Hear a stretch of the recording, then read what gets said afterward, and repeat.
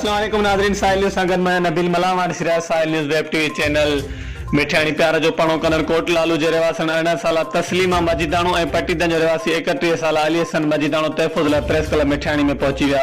हिननि दाईं चयो त असां अटकल 3 महीना अॻु हैदराबाद में प्यार जो पणो कयो, जंहिं बाद असांजा माइट गरियल तौर असांजा दुश्मन बणिजी चुका आहिनि।